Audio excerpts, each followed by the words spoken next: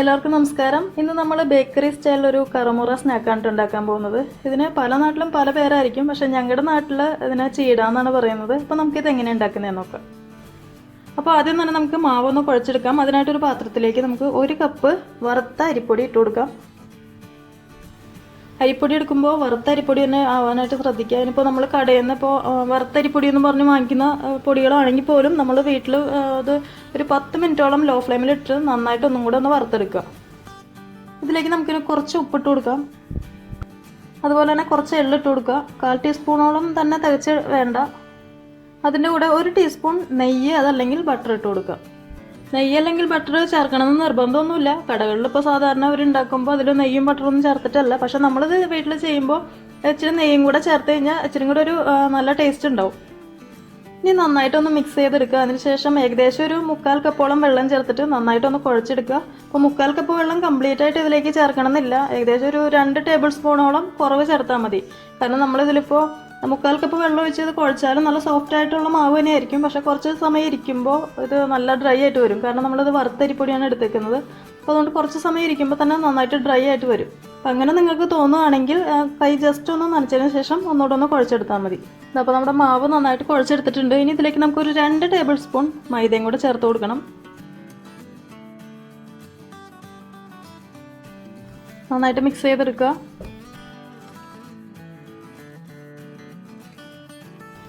അപ്പോൾ നമ്മുടെ മാവ് നന്നായിട്ട് സോഫ്റ്റായിട്ട് തന്നെ കുഴച്ചെടുത്തിട്ടുണ്ട്. ഞാനിതിലിപ്പോൾ 2 ടേബിൾ സ്പൂൺ മൈദ എന്തിനാണ് ചേർത്തതെന്ന് വെച്ചാൽ നമ്മളിതിനിപ്പോൾ ഫോർക്കൊക്കെ വെച്ചിട്ട് ഷേപ്പ് ചെയ്തെടുക്കും. അപ്പോൾ അരിപ്പൊടി മാത്രം നമ്മൾ ചേർത്തിട്ട് ആ ഫോർക്ക് വെച്ചിട്ട് ഷേപ്പ് ചെയ്തെടുക്കാമെന്ന് വെച്ചാൽ അത് പറ്റില്ല. കാരണം അത് മുറിഞ്ഞു പോവുള്ളൂ അരിപ്പൊടി മാത്രം ആയതുകൊണ്ട്. അപ്പോൾ അതൊന്ന് ഷേപ്പായിട്ട് വരാൻ വേണ്ടിയിട്ടാണ് നമ്മളിതിലേക്ക് മൈദ ചേർക്കുന്നത്. ഇനി നമുക്ക് ചെറിയ ബോൾസായിട്ട് ഉരുട്ടിയെടുക്കണം. അപ്പോൾ എല്ലാം ഏകദേശം ഒരേ അളവിൽ തന്നെ എടുക്കാൻ ശ്രദ്ധിക്കുക കേട്ടോ. ചെറിയ ബോൾസ് എന്ന് പറയുമ്പോൾ നമ്മൾ ചപ്പാത്തിക്ക് എടുക്കുന്ന ബോൾ പോലെ അല്ല, ഇച്ചിരി കൂടെ ചെറിയത്. അതായത് ഇപ്പോൾ ചെറിയ മുന്തിരിയുടെ ഒക്കെ ഒരു വലുപ്പത്തിൽ എടുത്താൽ മതി, അളവിലുള്ളത് മതി. അപ്പോൾ എല്ലാം ഏകദേശം ഒരേ വലുപ്പത്തിൽ തന്നെ ആവാൻ ശ്രദ്ധിക്കുക. അതല്ലെങ്കിൽ ചിലപ്പോൾ നമ്മളിത് ഫ്രൈ ചെയ്തെടുക്കുമ്പോൾ പലതും പല ഫ്രൈ ആയിപ്പോവും.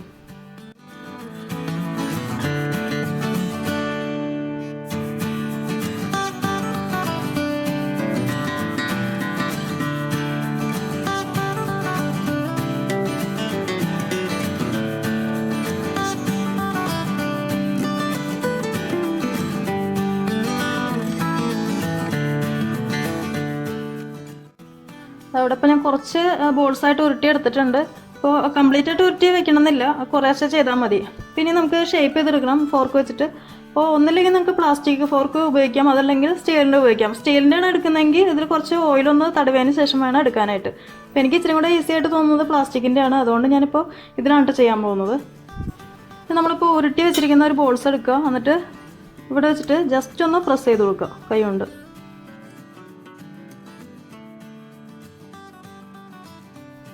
അതിനുശേഷം മുകളിൽ നിന്ന് ഇങ്ങനെ ഇതുപോലെ ചുരുട്ടിയെടുക്കുക. കണ്ടോ, ഇതുപോലെ വരും. ഇതുപോലെ തന്നെ എല്ലാം ഷേപ്പ് ചെയ്തെടുക്കുക.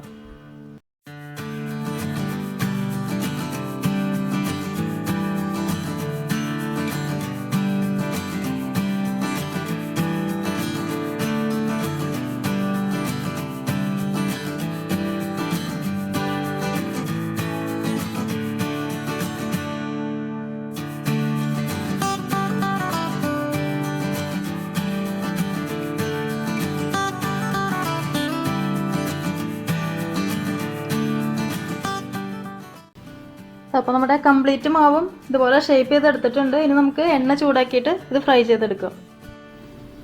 ഇപ്പോൾ എണ്ണ നന്നായിട്ട് ചൂടായി വന്നിട്ടുണ്ട്. ഇനി തീ ലോ ഫ്ലെയിമിലേക്ക് മാറ്റിയിട്ട് നമുക്കിത് ഫ്രൈ ചെയ്തെടുക്കാം.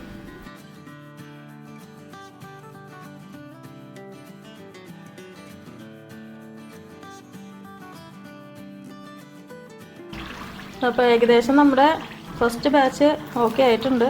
ഈ ഒരു കളറിൽ തന്നെ എടുക്കുന്നുണ്ട് ഞാൻ. നിങ്ങൾക്ക് ഇനി ഇച്ചിരി കൂടെ കളറിൽ കിട്ടണം എന്നുണ്ടെങ്കിൽ കുറച്ച് സമയം കൂടെ വെച്ചാൽ മതി. പക്ഷെ ഇതിനിപ്പോൾ ഈ ഒരു സമയത്ത് എടുത്തു കഴിഞ്ഞാൽ അത് ഇരുന്നിട്ട് ഒന്നും കൂടെ ഒന്ന് കളറായി വന്നോളും. കാരണം ഇതിലൊരു ചൂടുണ്ടല്ലോ, അപ്പോൾ ആ ഒരു ചൂടിലിരുന്നിട്ട് ആയിക്കോളും.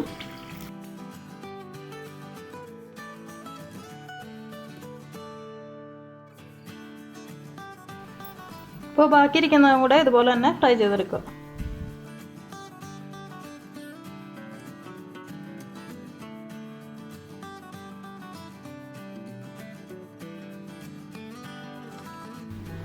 അതിപ്പോൾ വറുത്തെടുത്തിട്ടുണ്ട് കംപ്ലീറ്റ് ആയിട്ട്. കണ്ടോ, അത് ഭയങ്കര ക്രിസ്പിയാണ്. പിന്നെ നമുക്ക് ഇതിലേക്ക് ഒഴിക്കാനായിട്ടുള്ള ഷുഗർ സിറപ്പ് ഉണ്ടാക്കാം. ഷുഗർ സിറപ്പ് ഉണ്ടാക്കാനായിട്ട് ഒരു പാൻ വെക്കുക. അതിലേക്ക് നമുക്കൊരു 1/2 കപ്പോളം പഞ്ചസാര ഇട്ട് കൊടുക്കുക. എന്നിട്ടൊരു 2-3 ടേബിൾ സ്പൂൺ വെള്ളം കൂടി ചേർത്ത് കൊടുക്കുക.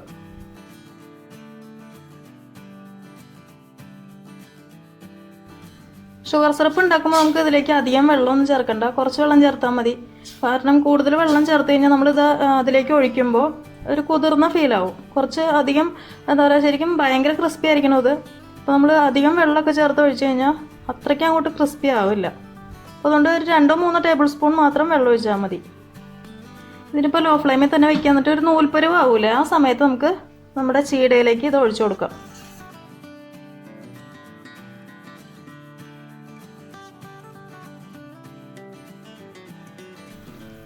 ഇതിപ്പോൾ ഏകദേശം നൂൽപ്പരുവ് ആയിട്ടുണ്ട്.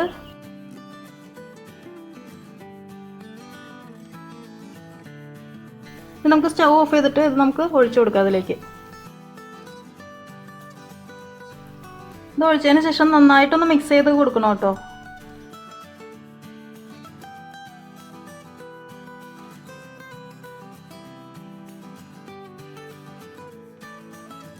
ഇനി ഇതിന് മുകളിലായിട്ട് 1 ടേബിൾ സ്പൂൺ അല്ലെങ്കിൽ 1 ടീസ്പൂൺ പഞ്ചസാര പൊടിച്ചത് അതൊന്ന് ചേർത്ത് കൊടുക്കുക.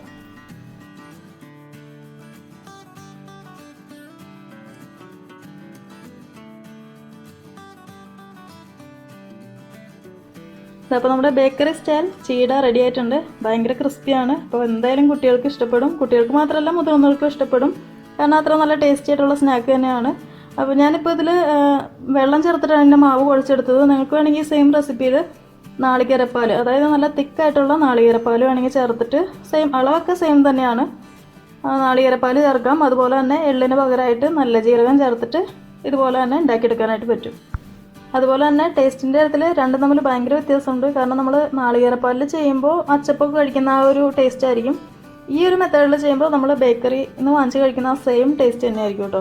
അപ്പോൾ എന്തായാലും നിങ്ങൾ ട്രൈ ചെയ്ത് നോക്കാനായിട്ട് മറക്കണ്ട. കൂടുതൽ അളവിലൊന്നും എടുക്കണ്ട. കാരണം കൂടുതൽ അളവിലെടുക്കുമ്പോൾ നമുക്ക് ഭയങ്കര ഇതായി പോകും. കാരണം ഒറ്റയ്ക്ക് ചെയ്തെടുക്കാനായിട്ട് കുറച്ച് ഇതായിരിക്കും. അപ്പോൾ ഈ ഒരു സെയിം അളവിലും, അതായത് 1 കപ്പിൻ്റെ അളവിലൊക്കെ ചെയ്യുകയാണെങ്കിൽ നിങ്ങൾക്ക് ഒരാൾക്ക് തന്നെ ചെയ്യാവുന്ന കാര്യമുള്ളൂ.